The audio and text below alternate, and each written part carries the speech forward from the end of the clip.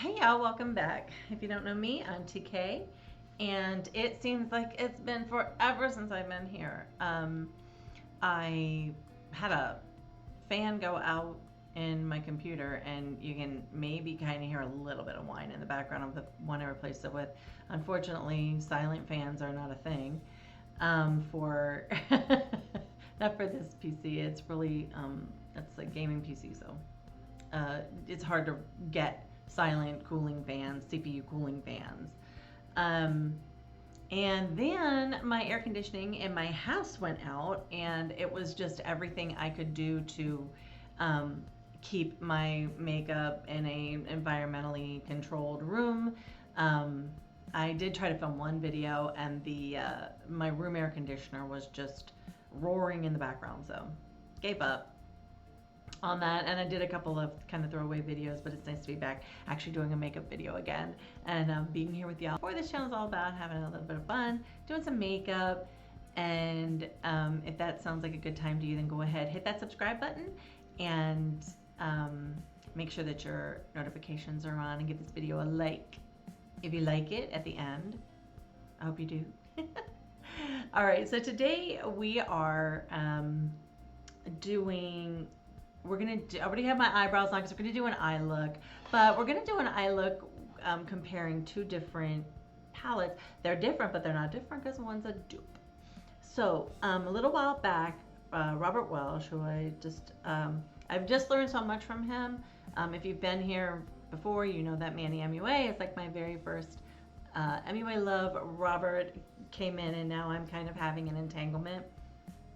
So he made me buy, he didn't make me buy, but he did so I always wanted to own just kind of one luxury palette. Robert did a video about Pat MacGrath, and I thought, oh, that's probably the one thing, if I'm gonna have to pick one, that's probably the one I'm gonna pick. I was like, I'm gonna have a Pat MacGrath palette. The palettes that Robert talked about, and when somebody reacts like this to a palette, you have to have it. So I'm like, I want it to do to me what it did to him. Oh, God. So I was like, Pat MacGrath is gonna be it. That's gonna be my luxury palette. As it turned out, my niece, she's really good at getting stuff. Like, she can walk into Ulta with $50 and then walk out with $58. You know what I'm saying? Like, and still have $100 worth of makeup. Like, it's amazing. She's very, very good at finding bargains, codes, all those things. She has a video about it. I'm gonna link that below. Using her advice, I was able to get two Pat MacGrath palettes. These are Mothership palettes, so they are $125 each. I was able to get $30 off of each of them. So yeah, so that, I mean, did it make it affordable? Would you still pay $90 for I can't do math, don't hold me to that. Would you still pay around $90 for a palette that's 10 shades? I mean, would you pay $9 a shade? I don't know what the answer to that would be for anybody else. No, I would not. So using the discount codes and the special that was going on at Pat MacGrath at the time, and I got free shipping, so I was like, okay, this is it. This is the moment I'm gonna spring for my luxury palettes, and I ended up getting the Mothership 1 Subliminal and Mothership 3. And Robert was absolutely right. This is the one I'm going to be using today. It's Mothership 1. They're very heavy. They've got a beautiful brass plate on the back. They feel like luxury. They've got a beveled mirror. And these shades are amazing. I'm going to try to get them here where I can. Boy, they really, there we go. That's a more, I know that you're kind of like, well, but that's actually a better representation of what the shades look like in the pan. My light is kind of washing this out today, so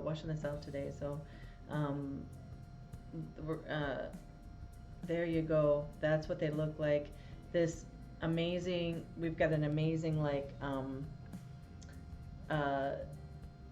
duotone here, or duochrome there, and then we've got this blue, and that gold is just spectacular. Well, I can't argue with Robert. I didn't get quite the same reaction, but it's okay. I'm older. So my niece, again, Mascaras and Mixers, she texted me the other day, and she was like, "Oh, I got these two great palettes, Night and Day, from Revolution Pro, and I really like them, and I got them, I think, for $9 each or something like that, because they were on sale. So, and then I had a code, and then whatever, and then I think till the end they were like 2 cents each. I don't know how she does it, but so she sent me a picture of the one, and she's like, "Oh my God, the blue in that," and it's the Day palette from Night and Day, okay? And she sent me a picture of it, and I'm like, you know, that palette looks awfully familiar.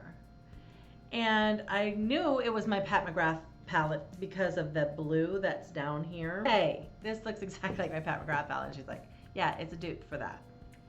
And I'm like, oh, we'll see about this. So I'm like, okay, I'm gonna do a video comparing these two, because let's face it, going forward, I am not gonna buy any more Pat MacGrath palettes. I don't see myself doing that. It's great to have these two, but honestly, I will never use them in my whole, I will never use them up in my whole life. If I hit pan on these, I'd be really surprised, mostly because I have a huge makeup collection, and I have some go-tos, everyday go-tos that I use, and Pat MacGrath just isn't one of them, and that's not to say anything against it. It just isn't one of them. It's one of those, it's like, oh, I'll use that on a special occasion. I'm not going to use that as like an everyday driver. Especially because of where I work. The people that don't give a fuck, they don't care if you come into work looking good. Why waste a sleigh on those people, and whatever. So the reason I bought this was because Robert reacted so favorably to the Pat MacGrath. I mean, and it was funny because I think maybe he and I had the same idea the whole time along. Was like, she's a makeup artist, she's really famous, and she's using her name to just, I mean, honestly, these prices are just taking the piss. And so I'm like, I'm not playing into that. But damn, it really is there. So when the quality of something is there, then I don't mind paying the money for it. Although there's a limit for me on anything. And this will probably, like I said, these will be the only two, true luxury. I mean, I'm not dying or anything. I just don't see. I am old. I'm ancient. I'm like a mummy. So I just don't think that I'll use them all before I would buy another one. So because we ain't a rich bitch, to quote Michaela Noguera, I think we're gonna go ahead and we're gonna see if this Revolution Pro palette truly is a dupe for this Pat MacGrath Subliminal. And that's what we're gonna do today. So if that sounds like something very fun and very budget friendly to you, then stick around and we'll be right back. Yeah. Oh, they don't know me like they think they know me. Is I'm gonna try to do the same look on both eyes, but not tell you which palette I'm using. I'm gonna use that blue for sure. It's gonna be sort of a neutral brown and blue. We are gonna touch that that duochrome a little bit, and that white color too that you saw down in the corner, that is also a duochrome. It's a white blue, and then the other one is more of a pinky blue, pinky purple, and that is true for both palettes. And these shades are identical. I mean, the shades are identical. And the reason that I chose Revolution rather than choosing individual pans to dupe this or whatever is because I think that Revolution is actually pretty good quality, and they definitely have great prices. This might be a legit dupe because even though the formulas are not going to be the same, it's all about ease. For me, we're going to judge it on ease of use and blendability and versatility. So already with the color schemes, these are two pretty versatile palettes. It's all going to be about how does it apply and how easy is it to use, because you can make a look from a palette, so from a dupe you can. How easy that is where the line of quality is drawn. So that's what we're going in for today. So we're gonna do the blue, we're gonna do some of the brown. I'm gonna use different brushes for each palette, but they're all gonna be the same brush. So I love this brush, this particular brush from Essence. It's called the Smoky Eyes brush, and this is the most versatile. Usually if I put things up against my giant forehead, you can see them really well. I have roughly 8 of these, so we're gonna be using this brush for everything that we're doing. Yes, blending. Yes, you know. And I know that you're kind of gonna be like, oh, wait a second, that's not cool. That one blending brush for everything. Well, that's because that's what I have. So we're gonna do a transition shade. Just a neutral transition shade, and you pretty much saw it there. I gotta remember which one I'm doing, which side is which. So I started using the skincare recommendations and doing a regular skincare regimen for my dry skin. And here's the thing, like, I actually have like a zit. And I know that some of you are like, oh, big deal. I get them all the time, but I don't. My skin doesn't really break out. I don't have oil related breakouts or anything like that. But I feel like using the products that I've been using, and they all came from the Inky list, by the way. I feel like using these products that I've been using has helped my skin find a balance that it was definitely lacking. So that's been fantastic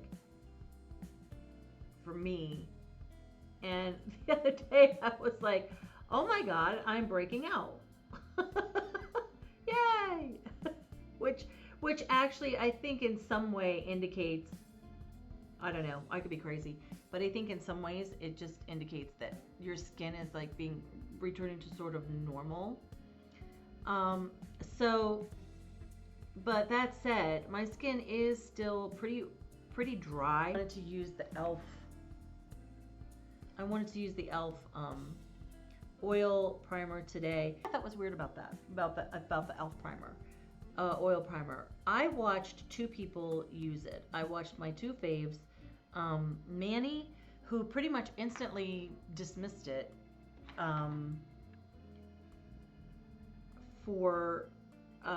because he was like, well, I'm oily and an oily primer is a no for me.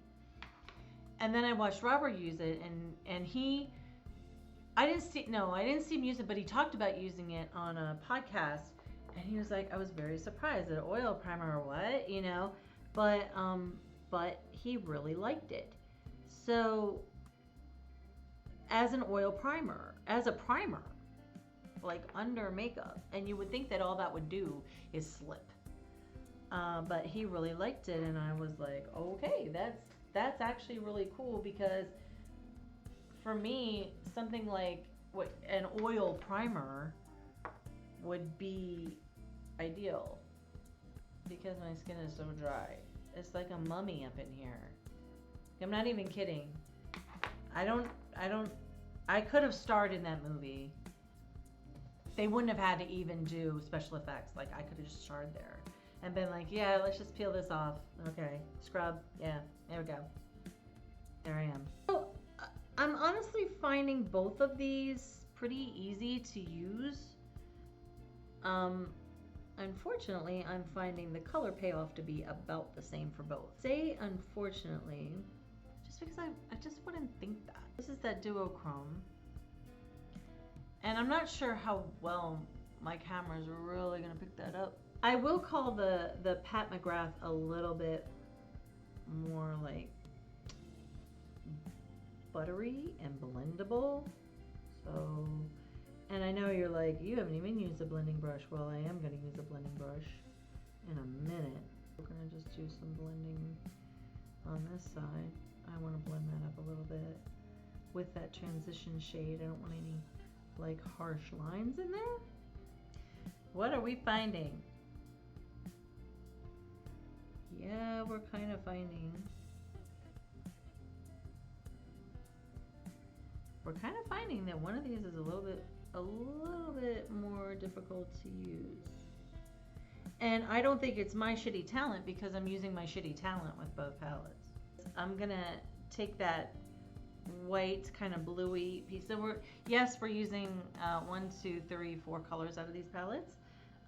They are 10-pan palettes, but we're definitely using the ones that you would judge the palette by, and the ones that you might most likely buy the palette for, which would be those pretty stunning. And I think this is something that Pat MacGrath is known for, you know, is that stunning, those stunning multi-chromes. She's known for that. Yeah. There we have our eye look. It is not spectacular.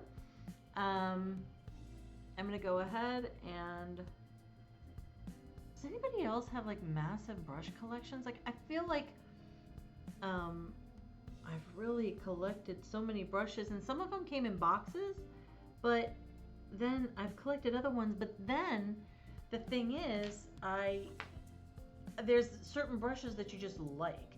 These essence brushes are nice. I have a bunch of BH brushes, and I always say, like, do not sleep on the BH brushes because they're really, really good. And I don't know. But then it just turned into like this massive brush collection. So I don't know. I'm trying to be as legit as possible with this. So, but I didn't think it through. I don't know why why the fuck am I like that? But I'm gonna go ahead and just, since all I'm really doing is just touching up that corner just to deepen it a little bit. That is still not working. Okay.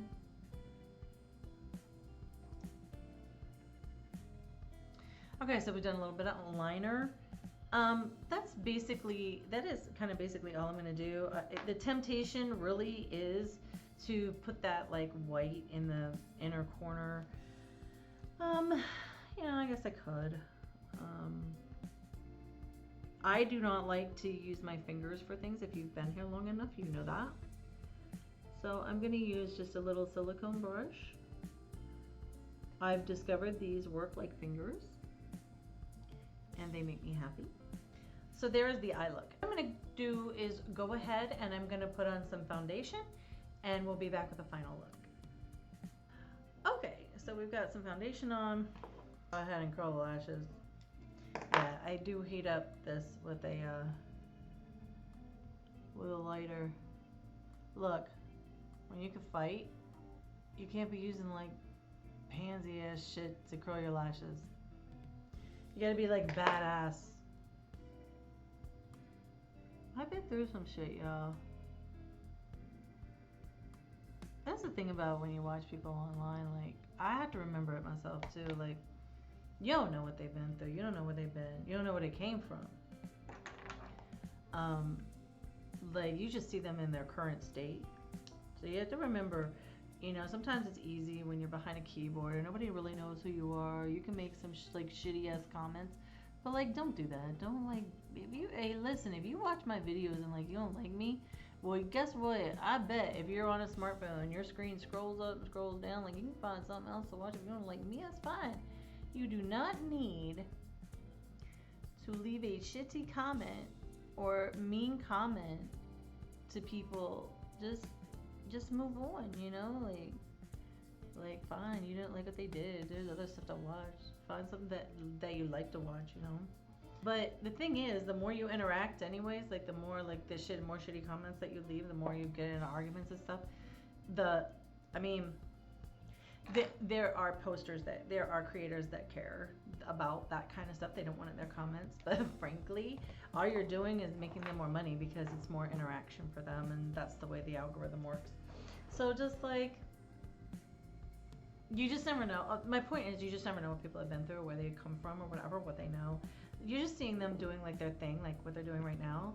So just keep that in mind sometimes when you're making comments, and that's got nothing to do with this. So anyways,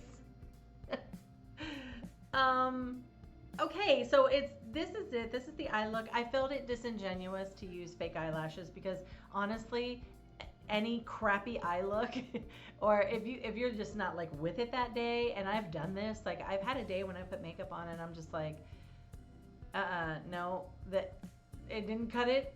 I didn't cut it. I didn't try hard enough, but hey, it's 8 o'clock. I gotta get to work, you know? Slap on a pair of lashes, you will save that puppy. Like that. So I felt it very disingenuous to put some fake lashes on. However, I did use a little bit of mascara. The mascara that I use is the liquid lash extensions from Thrive Cosmetics. And honestly, there's a lot of people that are like, oh, I don't like the fiber mascaras. Even if you don't like fiber mascaras, and I've used quite a few of them, give this one a try. It's not really in the mascara as much as it's in the brush. But the brush that they use really does help to put the fibers on where it aligns with your lashes. So I would say if you don't like fiber mascaras, give this one a try anyways. If you really do kind of want that extension of your eyelashes. My eyelashes grow like straight out this way. So I have to curl them, and I have to use heat to curl them. The whole thing, like I saw Wayne Goss, he was like, no, just heat the curler up in your, hand, and that's enough. And it's like, no, honey. If they made tiny curling irons for your hair or for your eyelashes, I would use one. I do have one of those things that, like, as the heat does not get hot enough. So just basically running a lighter across this, across the metal part of this, and heating it up and curling, that's okay for me. It still doesn't do it, but I felt like I should have some lashes on. You know, I didn't want to put lashes on because that can like save any eye. Like I really want to be clear about what I'm seeing. So what I'm seeing, and you can see it now too, right? Is you are seeing that patchiness right there, right? So what you're seeing that patchiness right there, okay? And for the life of me, I went over it a couple times and I couldn't fix it. I couldn't get it to blend. I couldn't get it to not be patchy and then blend. And then also the black that's on there is patchy as well. It's almost gone. The duochrome is fine. It's kind of like that shade in the center is like bang, you know, and it really wants to be more subtle, but the reason it's like that is because it's a bit chunky. It is not it's not a real smooth, it's not as smooth as it looks in terms of the formulation. I felt like when I also applied it under my eyebrow though, I felt like it was fine. The duochrome of the pink, the pinky purplish one really is a bit more muddy brown, and I could not get it to blend real. You know, you saw me using like a blending brush. It didn't blend real well with the transition shade. So let's look at the other eyes. The other eye you're still seeing. You can see that the black is nice. It's blended into the blue. There's no patchiness.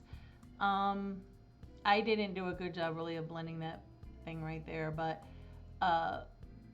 you can see that that white color in the middle is not in your face. It's not chunky. Because it's not chunky, it was easier to put on. From the transition all the way out with the pinky, with the pinky purple and then the white blue, that all blended really nicely with my shitty blending skills. Okay, I don't have the blending skills of Michaela Noguera and 1,000 other Instagrammers and influencers, but that basically the formula worked for me in that respect. Nice tight line underneath here Whereas you can see under here, this line is a bit dustier. I wish you could see it like really in detail, but it's a bit dustier and a bit wider because the formula wasn't as tight and compact as this one, as this one. So as you may have already guessed, this one is the Pat MacGrath I, and this one is the Revolution I. Now, there it is. Is it a dupe? No, not really. I want as much as I wanted to say, you know, oh, it's fine. It's fine. I don't know about Charlotte Tilbury fine because I never bought any of her stuff, but this eye is what I expected from Revolution.